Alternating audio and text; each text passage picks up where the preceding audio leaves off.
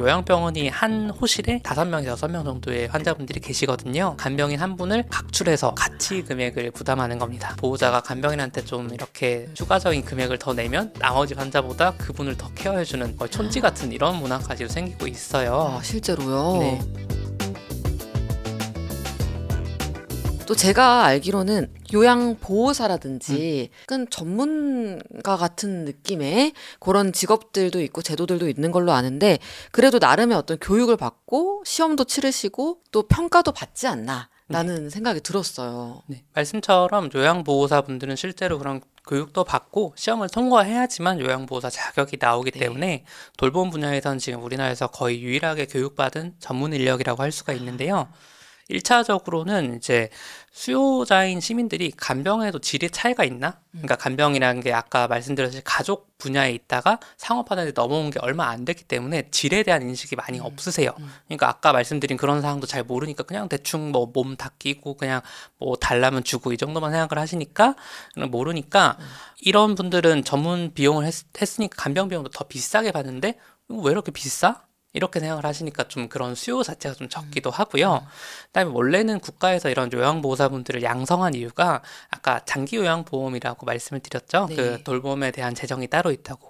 근데 국가 재정을 이제 그렇게 보험 재정을 만들었는데 이거를 무자격자한테 막 퍼줄 수는 없잖아요. 그래서 최소한 돌봄에 대한 전문성을 갖춘 교육을 받은 사람들이 행할 때만 국가 재정으로 좀 지원을 하자. 그 돌봄을 지원 주장 그런 걸 된 건데 이렇게 만들어진 기준이 사실은 시가보다 싸요. 아, 심지어요? 네, 그래서 나라에서 지급하는 간병인에 대한 비용이 사실은 시장에서 형성된 간병인보다 저렴하기 때문에 요양보호사 자격이 있는 분들도 굳이 굳이. 요양보험이라는 공보험 체계 내에서 제공되는 걸 하는 게 아니라 네. 나와서 사설 간병인으로 활동을 하시는 경우가 많으세요. 어떻게 그렇게 공공에서 지원하는 금액이 더 쌀 수가 있어요? 지원인데. 네, 그러니까 사실은 비용을 문제. 저렴하게 책정을 해야지 많은 사람에게 줄 수 있고 재정 부담이 있다 보니까 좀 그런 건데 뭐 어쨌든 간에 시장가보다 낮은 형태로 돈을 주니까 기껏 교육한 인력들은 다 빠져나가 버리고 또 상업화된 돌봄 영역으로 간다는 게 좀 심각한 문제고요.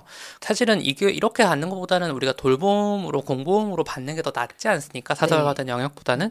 그러면 보험료를 현실화해서 좀 대폭 인상을 해야 되는데 이게 건강보험료 걷을 때 같이 걷거든요. 맞아요, 장기 요양. 맞아요. 근데 이제 지금 기준으로는 전체 소득의 0.9%를 받고 있습니다. 건강보험료율이 전체 소득의 7%니까 의료 영역에 쓰는 돈에 비해서 돌봄에 쓰는 돈은 정말 작은 거고, 이걸 그래서 개개인이 알아서 각자 부담을 하느냐 아니면 공공보험의 보험료 형태로 내고 조금 더 저렴하게 같이 이용할 수 있느냐에 선택을 해야 되는 건데 아직은 그럴 재정이 좀 안 나오고 있는 상황인 거고요. 그래서 돌봄 현장에서 어떤 일이 벌어지냐면 네. 그 하루에 한 11만 원, 12만 원의 돈을 쓴다는 게 좀 많이 부담이 되잖아요. 그러다 보니까 공동 간병이라고 해서요. 간병인 한 분을 보통 요양병원이 한 호실에 5명에서 6명 정도의 환자분들이 계시거든요. 그러니까 이 5, 6명이 간병인 한 분을 각출해서 같이 금액을 부담하는 겁니다. 그래서 병원에 따라서 좀 다르기도 이런 건 하지만 간병인이 하루에 12만 원 정도니까 대여섯 명이 나눠서 낸다고 하면은 인당 한 2만 원 정도 하루에 그렇게 하면은 비용이 좀 많이 부담이 줄어들기는 하죠. 그쵸. 근데 마찬가지로 그러면 돌봄의 질은 좀 떨어질 수밖에 없고 그쵸. 그래서 좀 슬픈 얘기인데 예전에 이제 우리가 초등학교 정말 예전 얘기입니다. 예전에는 과밀 학급이다 보니까 모든 아이에게 선생님이 다 이런 케어를 할 수가 없으니까 촌지라는 게 동원이 됐죠. 아, 그래서 그쵸. 우리 아이는 좀 더 잘 봐달라. 그래서 이렇게 공동 간병하는 요양병원에서도 네. 환자분들이 이제 보호자가 간병인한테 좀 이렇게 추가적인 금액을 더 내면 나머지 환자보다 그분을 더 케어해주는 좀 거의 촌지 같은 이런 문화까지 생기고 있어요. 아, 실제로요? 네. 그러니까 이게 참 저는 이거 그쵸. 뭐라고 표현해야 될지도 모르겠는 너무 좀 악순환이네요. 네, 악순환이라고밖에 할 수가 없는 겁니다. 사실 저희도 4대 보험 떼갈 때 건강보험하고 조그맣게 장기요양 그 보험료가 있잖아요. 맞습니다. 그쵸. 그 부분을 봤는데 또 사실 그 4대 보험이라는 게 우리가 떼갈 때는 이거 왜 떼가냐 이렇게 막 새우 벌고 세점 벌고 이렇게 좀 일상의 언어로 얘기를 하고 있지만 사실 그 4대 보험에 들어가는 거 하나하나가 다 우리 사회에 굉장히 쟁점이잖아요. 맞습니다. 지금 막 국민연금 얘기 나오고 있지만 건강보험 쪽도 한번 사실 좀 이미 많이 얘기가 되고 있긴 한데 막 적자라든지 이런 얘기가 되고 있긴 한데 근데 이 문제도 좀 크게 논의가 돼야 될 상황이긴 하네요. 네. 그래서 그렇죠. 조금 더 말씀을 드리면 네. 지금 이제 건강보험료가 한 7% 정도 되는데 네. 이제 거기에 비해서 이제 장기요양보험은 1%밖에 안 된다고 말씀을 드렸잖아요. 근데 지금 요양병원으로 돌봄 환자들이 다 몰려가고 있다고 했죠. 네. 그러면 지금 현재 우리나라에서 입원 환자 진료비 중에 요양병원이 차지하는 비율이 20% 정도 돼요. 이미 굉장히 높거든요. 오, 굉장히 그러니까 높네요. 사실은 이만큼의 재정을 차라리 돌봄으로 이전을 해버리고 요양병원 환자들 돌봄 시도로 보내는 게 저는 훨씬 더 합리적인 방향이라고 생각하는데 이런 재조정을 하려면 이제 당장 요양병원에 계시는 분들도 많고 이해관계가 좀 첨예하게 얽혀있기 때문에 당장은 힘들겠지만 장기적으로는 좀 그렇게 가야 되지 않을까 생각됩니다. 네. 되게 굉장히 중요한 심지어 이제 저희가 2024년 12월 23일부터 초고령 사회가 됐기 때문에 굉장히 크게 좀 논의가 돼야 되지 않을까라는 생각이 저는 들었고요. 그리고 청년 돌봄 얘기도 있더라고요. 경제 활동을 해야 하는 사람들이 돌봄으로 넘어가는. 맞습니다. 그렇죠. 이게 실제 현실이라는 거죠. 그래서 실제로 이제 간병한 가족 돌봄 청년들 문제가 굉장히 좀 심하게 문제가 되고 있기도 하고요. 그래서 좀 안타까운 사례지만 간병 살인 같은 문제들도 생기고 있죠. 그래서 정말 도저히 못 견디겠어서 자기가 돌보던 뭐 부모님이 됐든 아니면 심지어는 이제 부부 간의 돌봄을 하다가 이제 한쪽을 그렇게 하는 근데 이거를 절대로 미화해서도 안 되고 어쩔 수 없다고 해서도 안 되지만 맞아요. 결국은 우리 사회 전체의 책임인 거지. 그분들이 그렇게 내몰린 게 그분들만의 잘못은 아니잖아요. 그래서 그런 것들을 좀 같이 할 수 있으면 좋은 거고, 그 말씀 주신 것처럼, 우리나라에서 지금 청년들이 그 돌봄 분야로 다 빨려 들어가면 사실 돌봄 분야는 부가가치가 그렇게 높진 않거든요. 맞아요. 그러면 바꿔 말해서 우리나라의 생산성도 떨어진다는 상황이 될 수밖에 없고, 그래서 그럼 또 이제 이런 거를 외국인들 데려오면 되지 않냐, 그래서 조선족들 데려오면 되지 않냐, 이렇게 생각할 수도 있는데, 이게 참 옛날하고 다르죠. 네. 안타까운 게요. 그 중국의 이제 조선족 인구가 계속 줄어들고 있거든요. 그리고 이제 그분들 새로운 세대 분들은 또 한국말을 잘 못하세요. 그런 그냥 우리가 너무 편하게 조선족 분들에게 의존해서 그렇지 이제 그것도 앞으로는 그렇게 장기적으로 기대할 만한 조건은 아니라고 생각하시면 될 것 같습니다. 그때는 시대가 맞아서 또 이제 상황이 맞아가지고 필요한 게 일치했던 거죠. 네. 지금은 바뀌었다라는 거고요. 조선족 분들과 같이 일을 하는 문제에 있어서도. 그리고 말씀 주신 것처럼 지금 청년 세대가 그래도 이런 요양 간병 쪽에 좀 더 수요도 있고 좀 취업도 너무 힘들고 하니까 나는 이쪽으로 갈래. 당연히 개인의 선택이고 할 수 있는 문제지만 그렇게 좀 빨려 들어가는 구조가 된다. 구조가 된다라고 하면은 산업 여군이었던 한 어떤 세대를 마무리 짓는 세대가 될 수 있을 것 같아요. 우리 세대가. 네. 추가적인 어떤 다음에 새로운 산업에 뛰어드는 게 아니라 이전 세대를 마감하는. 그렇죠. 그게 너무 안타까운 느낌이 드네요. 그런 것도 좀 안타까운 일입니다, 정말. 그렇죠. 그래서 결국에는 돌봄에서 돈 문제를 뗄래야 뗄 수가 없구나라는 생각이 저도 막 강하게 드는데요. 한국에서 돌봄 재정이 턱없이 부족하다라는 얘기를 이전에 저희 머니레터 칼럼에서도 말씀을 해주셨고 또 이제 오늘도 아까 얘기가 나왔는데 어떤 점에서 그래서 한국이 이거가 좀 준비가 덜 돼 있다라고 생각을 하세요? 네, 아까 말씀드린 것처럼 일단은 돌봄 재정 쪽을 아무래도 내가 보험료 내는 거 사실은 거의 세금과 비슷하게 내는 거잖아요. 그쵸. 내가 세금 더 내는 거 싫어할 수밖에 없지만 현실적으로 좀 그런 부분을 저는 좀 더 내는 게 맞다고 생각하고요. 그리고 저는 이제 요 얘기를 꼭 드리고 싶었는데요. 그 간병비를 우리가 나라에서 내준다 이렇게 하는 것보다는 저는 아까 말씀드렸듯이 간호사가 원래는 간병 업무를 할 수가 있기 때문에 좀 생소하신 분도 계실 건데 간호간병 통합제도라고 해서요. 우리가 익숙한 형태, 병실 옆에 간이침대가 붙어있고 보호자가 상주하면서 환자를 간병하는 구조가 아니라 의료 전문성을 갖춘 간호사들이 간병까지 포괄하는 형태로 의료를 제공하는 게 간호간병 통합제도거든요. 네.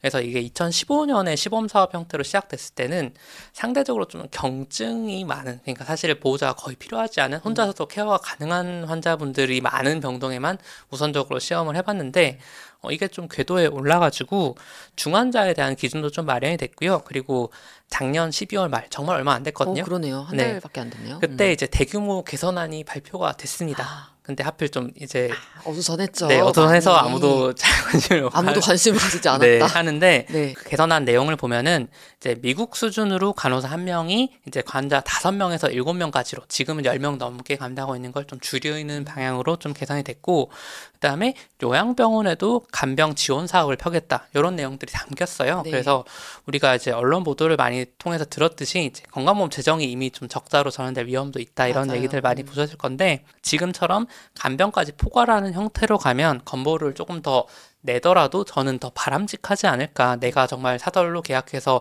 어떤 사람을 해야 되는지 이런 것까지 막 다 찾아보는 게 굉장히 어려운 일이잖아요.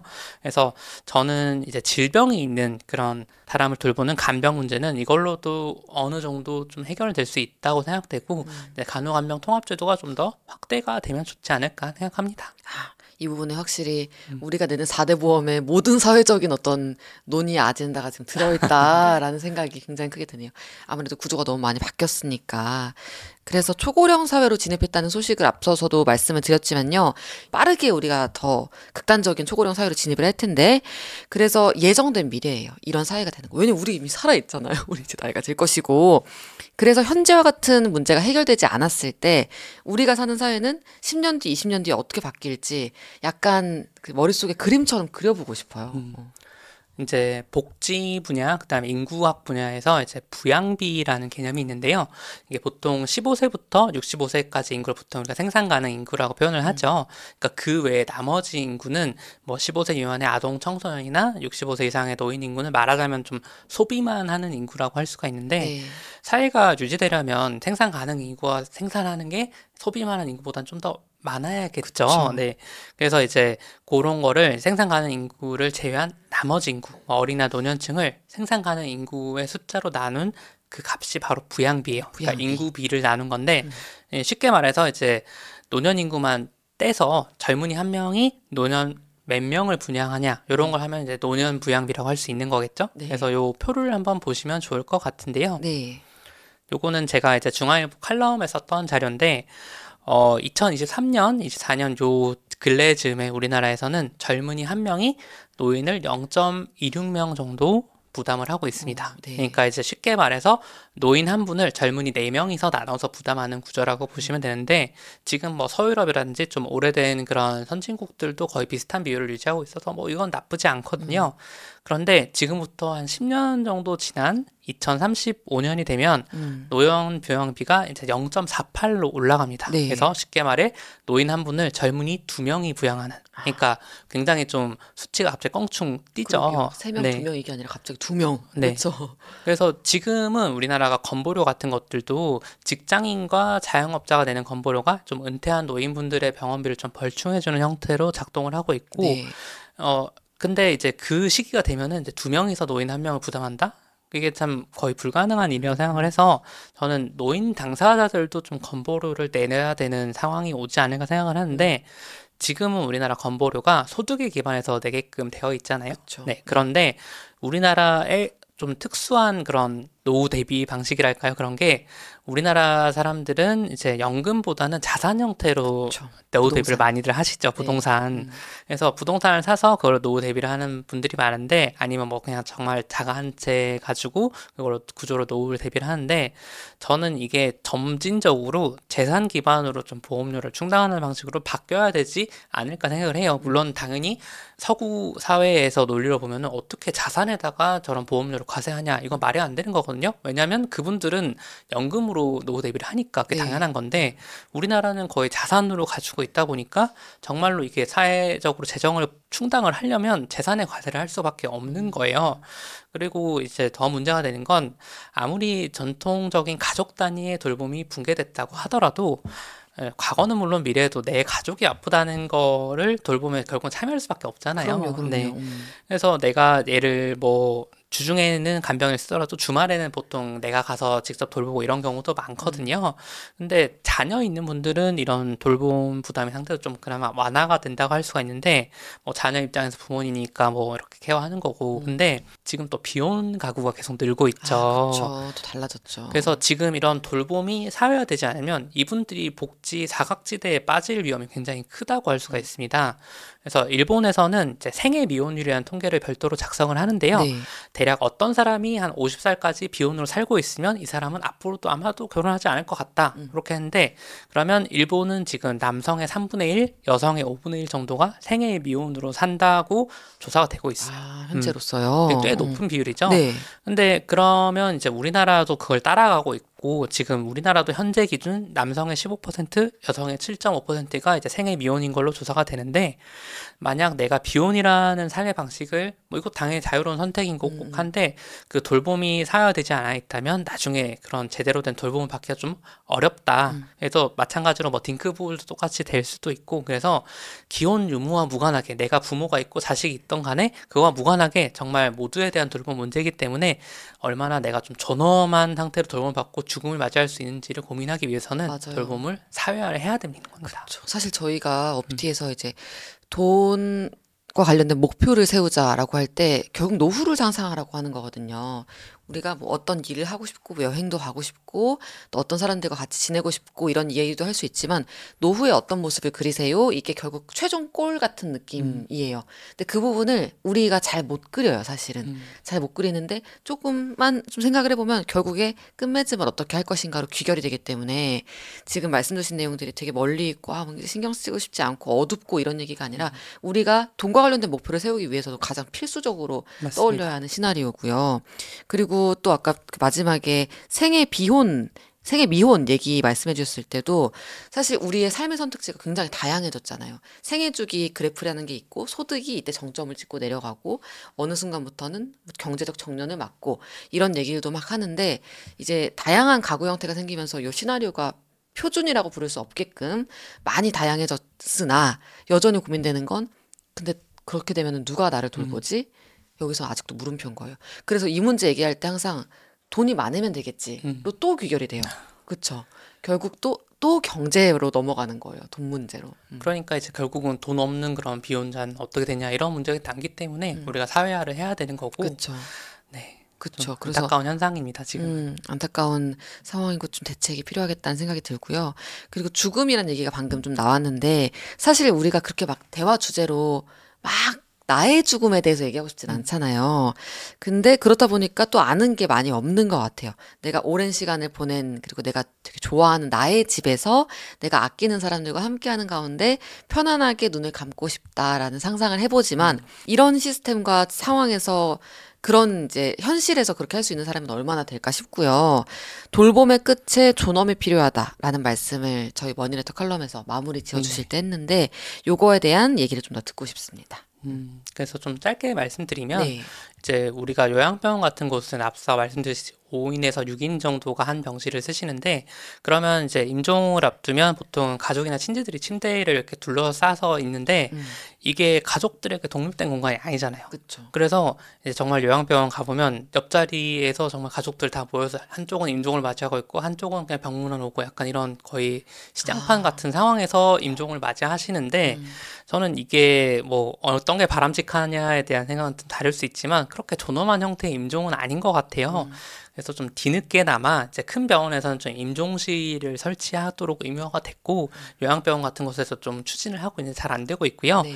그래서 저는 좀 이런 아직은 우리가 병원에서 죽음을 맞이한 지가 그렇게 오래되지 않아서 이런 제도들의 빈 공간이 좀 마른 상황이고 저는 그래서 좀 궁극적으로는 내가 원래 살던 내 삶의 공간에서 죽음을 맞는 게 좀 더 바람직하지 않을까 생각을 하거든요. 그래서 내 삶의 공간에 돌봄 인력이 방문하고 또 의료 인력이 가끔씩 봐서 진료도 해주고 이런 게 좀 이상적이지 않겠어요? 그래서 이런 것들을 선진국에서는 커뮤니티 케어라고 해서 우리나라에서는 지역사회 통합 돌봄이라는 형태로 제도화를 하려고 시도를 하고 있고 네.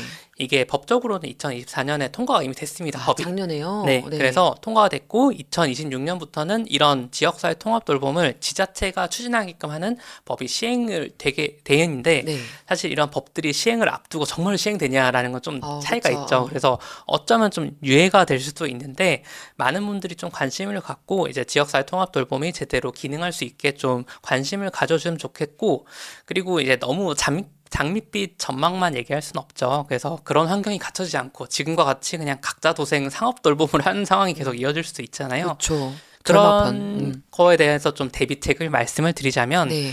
민간에는 간병보험 같은 상품들이 있습니다. 그래서 우리가 실손 의료보험은 간병비를 지원해주지 않으니까 그래서 지금 이렇게 되면은 의료비보다 간병비가 더 많이 나오거든요. 그렇기 때문에 그런 부모님이 고령이시거나 차후에 내가 간병비나 돌봄 비용을 좀 감당하기 어려울 것 같다고 하시면 이런 것도 한번 고민해 보시면 좋을 것 같고요. 지금은 그리고 간병비가 아직 현금이나 이제 소득공제도 안 되는 형태로 지출이 많이 되고 있거든요. 그래서 또 추가금 명절에 좀 더 달라, 식비 더 달라 이렇게 계약서 바깥에 요구들을 하는 경우들도 계시는데 아예 좀 간병 매칭 플랫폼 기업들도 생기고 있고 지금 표준 간병 계약서 같은 것도 만들어지고 있거든요. 그래서 급하게 간병이 필요하시면 이런 것들을 통해서 좀 알아보시면 좋을 것 같고 지금 내가 당장 내일 요양병원에 부모님 모셔야 된다. 그러면 어디 가야 되는지 너무 고민되잖아요. 네. 내가 어떻게 알겠어요. 그런데 요양병원도 등급제가 있습니다. 등급제. 네, 그래서 이것도 한번 잠깐 자료 띄워주시면 좋을 것 같은데요. 네. 이 건강보험 심사평가원 홈페이지에 보시면 의료정보 병원 평가 보시를 보시면 이제 각 지역별로 요양병원이 어떤 곳들이 있는지 그리고 거기서 등급을 확인할 수가 있습니다. 그래서 일반 시민들이 요양병원이 어디가 좋은지 확인하기 어려우니까 이렇게라도 한번 확인해 보시면 참 좋을 것 같습니다. 그쵸. 나중에 이제 저희가 좀 급해졌을 때 뒤늦게 찾아보는 게 아니라 지금 미리미리 이런 곳이 있구나라는 걸 한번 알아보자라고 하는데 이 사이트 들어가면 좋을 것 같아요. 건강보험 심사평가원 홈페이지에서 의료정보 병원 평가 부분 보시면 되고요. 아, 민간이 참 그래요. 민간에는 수요가 있으면 다 대비가 돼 있는 것 같아요. 보험도 있고, 그쵸. 정말 돈만 내면 다 되는데 그쵸. 오케이. 지갑 지금 준비됐어? 이런 상황인데 사실 우리가 원하는 건 민간 그 사적인 영역의 끝까지 끝판왕으로 가는 게 아니라 어느 정도 공공에서도 보완을 해주고 그리고 우리가 필요한 때 여기서 플러스 알파로 뭔가 선택지를 넓히고 싶을 때 민간을 좀 찾는 그런 게 이상적인 구조일 텐데 많이 보완이 좀 필요할 것 같습니다. 네. 아, 오늘 긴 말씀 너무너무 감사합니다. 좀 되게 들으면서 아, 결국에 간병 그리고 우리 부모님 세대 우리 또는 조부모님 세대 얘기라고만 생각했는데 나의 죽음, 존엄한 죽음까지 내려오면서 우리가 좀 행복한 노후 행복하다는 게 추상적인 그게 아니고 우리가 바라는 그 그림대로의 노후가 정말 현실화되려면 어떤 것들이 필요할까? 내 돈만 필요한 게 아니라는 거죠. 그래서 어떤 사회적인 도움이 필요할까라는 생각을 좀 해보게 되는 주제였습니다. 또 채팅도 굉장히 많이 해주셨어요. 질문부터 제가 답변을 드리겠습니다. 부모님도 부모님인데 저도 언젠가 나이를 먹으니까 갑자기 급 걱정이 돼서 그러는데요. 건강보험 낼 때 장기요양 그런 거 항목이 있잖아요. 나중에 노년이 됐을 때 그 보험료 낸 걸로 약사님이 말씀하시는 요양병원이나 간병비 이런 거 지원을 받는 건가요? 유의미한 금액일까요? 이러셨어요. 지금 먼저 말씀을 드리면 우리가 건강보험이나 요양병원 그 말씀하신 장기요양보험료는 그해 걷어서 그해 쓰는 게 기본적인 원칙입니다. 그래서 네, 누적이 되는 게 아니라 국민연금은 우리가 낸 돈을 계속 굴리고 해서 그렇게 운용을 하는 건데 건강보험은 그렇진 않아서 사실은 그것 때문에 좀 적립금을 쌓아놓고 있던 건데 그것도 이제 점점 고갈이 될 거라서 구조를 좀 바꿀 필요는 있다고 생각을 하고요. 유의미하게 나중에 그런 상황을 맞이했을 때 내가 도움을 받을 수 있냐. 그래서 지금 연금 개혁이나 이런 것들을 계속 하고 있는데 아직 관심을 많이 못 받고 있어요. 왜냐하면 너무 먼 얘기라고 생각을 하시니까. 먼 얘기고 복잡하고 네. 먼저 싸우고 막 이러니까. 네. 그래서 제발 좀 어느 정치 상황이 좀 안정이 되고 이런 것들을 논의해서 좀 좋은 방향으로 개편이 돼야 될 건데 아직은 좀 불확실성이 많다고 할 수 있습니다. 그렇죠, 그렇죠. 그리고 또 이렇게 질문하셨어요. 미비혼 가구에서 그러니까 미혼 또는 비혼 가구에서 향후 돌봄에 대해서 미리 준비할 수 있는 방법에는 어떤 게 있을까요? 네, 요것도 굉장히 최근에 제가 에이징 솔로라고 하는 책을 읽었는데 네. 여성가족부 차관 출신이 김희경 선생님이 쓰신 책인데요. 그쪽의 책에서 소개하시는 얘기를 보니까 어떤 비혼 공동체 같은 걸 꾸려서 서로 돌봄을 공유하는 이런 형태의 돌봄도 가능하더라고요. 실제로 해외 미국이나 일본에서도 그런 것들이 성공적으로 암 환자분들끼리 같이 이렇게 하는 돌봄도 가능했다고 하니까 그런 거 책 한번 참고해 보셔도 좋을 것 같습니다. 네네. 감사합니다. 사실 오늘 주제가 2030분들 입장에서는 내 부모님의 얘기기도 하지만 얼마 안 가서 나에게도 이제 시작될 나의 얘기기도 했잖아요. 그래서 많은 분들이 좀 걱정됐지만 마주하고 싶지 않았던 주제였는데 오늘 현실적으로 알아야 하는 것들 짚어주셔서 너무너무 도움됐던 것 같습니다. 감사합니다. 네. 네, 여러분 이렇게 오늘 굉장히 좀 사뭇 진지하지만 너무너무 중요한 얘기, 돌봄에 대한 얘기 나눠봤고요. 일단 또 말씀드릴 게 있습니다. 저희 다음 주 어피티 온에어는 설 연휴 그리고 임시 공휴일로 휴방을 합니다. 아쉽지만 잠시만 기다려주시고요. 여러분 많이 드세요. 많이 드시고 몸에 이제 이게 항상성이라고 하나요? 잘 모르면 잘 걷고 돌아옵니다. 여러분 맛있는 거 많이 드세요. 우리 특히나 이제 전 독립해 있기 때문에 독립한 가구들은 기름진 음식 먹을 일이 별로 없더라고요. 네. 기름진 음식 많이 드시고요. 네, 저희는 그러면은 설 연휴 저도 잘 쉬고 오겠습니다. 여러분들도 새해 복 많이 받으시고요. 설 연휴 지나고 저희는 2월 3일 월요일에 인사드리도록 하겠습니다. 오늘도 함께 해주셔서 감사드리고요. 약사님 그럼 저희 새해 복 많이 받으세요 하고 마무리할까요? 네. 새해 복 많이 받으세요.